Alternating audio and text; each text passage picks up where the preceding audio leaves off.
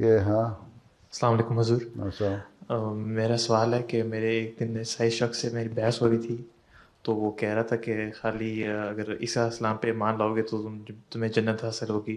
کیا تو میں اس کو کہا تھا یہ صحیح نہیں ہے، لیکن کوئی صحیح آرگومنٹس میں اس بارے میں نہیں دے سکا. تو آپ کیا انہوں نے کہا تم بالکل ٹھیک کہتے ہو. ہم تو کہتے ہیں کیوں تم کہتے ہو صرف عیسیٰ علیہ السلام پہ مان لو. ہم تو کہتے ہیں سارے نبیوں پہ مان لو تو جنت ملتی ہے.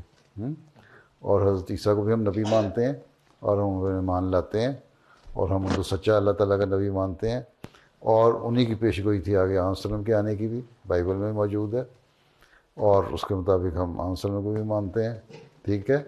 اور پھر اس سے بھی بڑھ کے آن وسلم نے آگے پیش گوئی کی نئے آنے والے مسیح کی، اس کو بھی ہم مانتے ہیں. تو اللہ تعالیٰ نے لکھا ہے قرآن شریف میں سارے نبیوں پہ مان لانا ضروری ہے، تو ہم تو مان لیتے ہیں.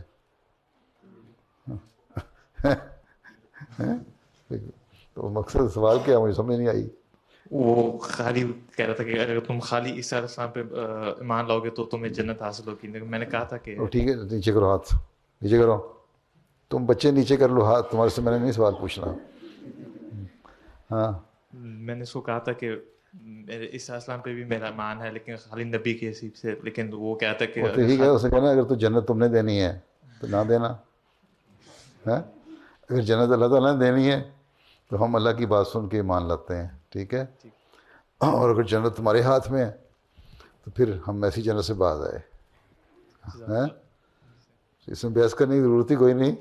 وہ پاگل آدمی سے بحث کر لو کیا کہو گے اس کو، ضدی آدمی ہوتا ہے. ٹھیک ہے.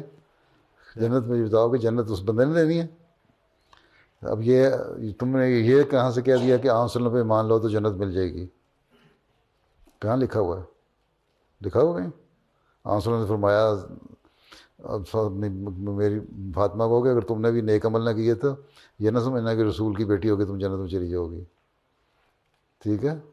تو عمل سے بنتی ہے جنت بھی جہنم بھی. اس لیے اپنے عمل نیک ہوں گے تو انسان اللہ تعالیٰ اس کو بہتر ریوارڈ دیتا ہے. باقی اللہ تعالیٰ کی رحمت بڑی وسیع ہے. اللہ تعالیٰ کہتا ہے میں معاف کر دیتا ہوں. قرآن شریف میں لکھا ہو میری رحمت بڑی وسیع ہے.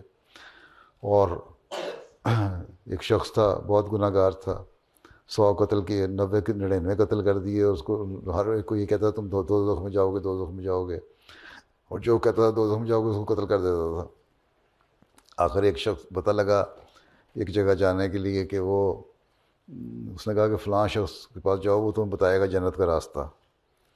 وہ چل پڑا ادھر، جل رہا تھا تو رستے میں اس کو موت آ گئی، مر گیا.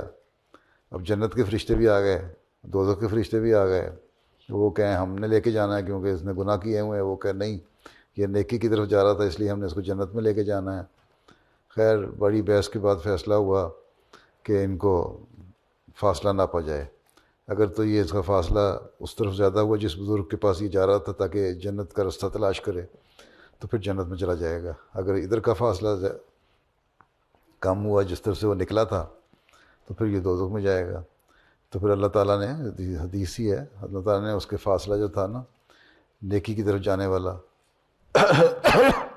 وہ کم کر دیا، اور اس طرف زیادہ قدم اس کے ہو گئے جب پیمائش کرنے لگے تو. اور اللہ تعالیٰ نے اس کو جنت میں ڈال دیا اس کے اس حسن ظن پہ کہ مجھے اللہ تعالیٰ بخش دے، اور اس کے لیے کوشش کی اس نے آخر وقت تک. تو انجام بخیر ہونے کی دعا کرنی چاہیے اور اسی پہ اللہ تعالیٰ نے ریوارڈ دینا ہے. باقی نہ کسی بندے نے جنت میں لے کے جانا ہے نہ کسی. ہاں اللہ تعالیٰ نے یہ ضرور کہا ہے کہ مانو تو محمد رسول اللہ علیہ وسلم کو، لیکن ان کی تعلیم پہ بھی عمل کرو. یہ صرف مسلمان کہہ دینا اور نمازیں ظاہری پڑھ لینا تو قرآن شریف میں لکھا ہوا ہے فویل للمصلین، ہلاکت کا باعث بن جاتی ہیں، مار پڑ جاتی ہے ان نمازوں سے. اسی طرح جو لوگ دوسرے کام نہیں کرتے، اگر ہر چیز کرو تو پھر اللہ تعالیٰ کے حکموں پہ عمل کرنے والا بنتا ہے. صرف مسلمان کلمہ پڑھنے سے نہیں ہو جاتا. ٹھیک ہے، شرک نہیں کرنا، شرک بہت بڑی ایک جرم ہے. اللہ تعالیٰ کہتا ہے میں نہیں بخشوں گا.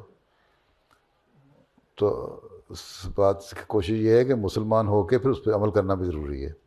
ٹھیک ہے. جنت دوزخ کا فیصلہ اللہ تعالیٰ نے کرنا ہے، اور وہ اللہ کرے گا. نام اس دنیا میں کوئی نہیں بتا سکتا کون جنت میں جائے گا کون دوزخ میں. اس لیے ہر وقت استغفار کرنی چاہیے اور اپنے انجام کی اچھے ہونے کی دعا کرنی چاہیے. ٹھیک.